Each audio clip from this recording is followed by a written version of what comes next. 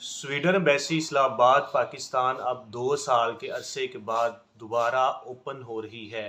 जी हाँ फ्रेंड्स, उनकी official website पे एक नोटिफिकेशन आया जिसके मुताबिक 9 अप्रैल 2025 से ऑनवर्ड एम्बेसी अपनी वर्किंग स्टार्ट करेगी। इस्लामाबाद के अंदर जो स्वीडन की एम्बेसी मौजूद है और उसके रिगार्डिंग जितने भी जो वीज़ा हैं, स्पेशली जो long term D type visa है, नेशनल वीज़ा हैं, जिनकी मुद्दत 90 दिन से ज़्यादा होती है, specially work visa, student visa और फैमिली वीज़ा की, वहाँ पे अपॉइंटमेंट, वहाँ पे प्रोसेसिंग, उसमें वीज़ा फाइलिंग और इसके अलावा इंटरव्यू भी आप वहाँ पे जाके दे सकते हैं।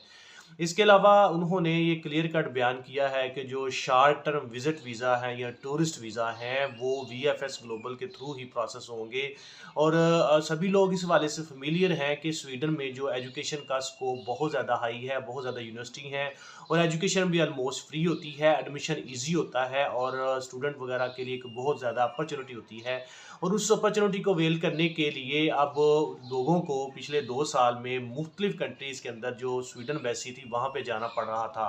अब वो सारा जो सिस्टम पाकिस्तान के अंदर दोबारा एज सच रीस्टोर हो चुका है।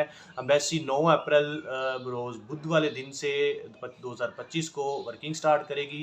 लिहाजा आपका पास अगर वर्क वीज़ा है या आपके पास स्टूडेंट का वीज़ा है या फैमिली वीज़ा है, long term D type visa है, तो आप वहाँ पे जाके अपनी प्रोसेसिंग, अपनी फ़ाइल सबमिशन और सब कुछ करवा सकते हैं।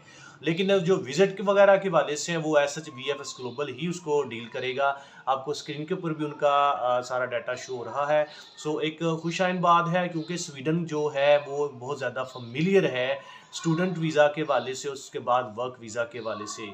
सो जो लोग जिनके ऑलरेडी एडमिशन थे पिछले 2 साल में या जिनके पास वर्क वीज़े थे वो उनको मुख्तलिफ country like Bangkok, Thailand, Malaysia, China वगैरह जाना पड़ता था अपनी वीज़ा प्रोसेसिंग, अपनी फाइलिंग करवाने के लिए।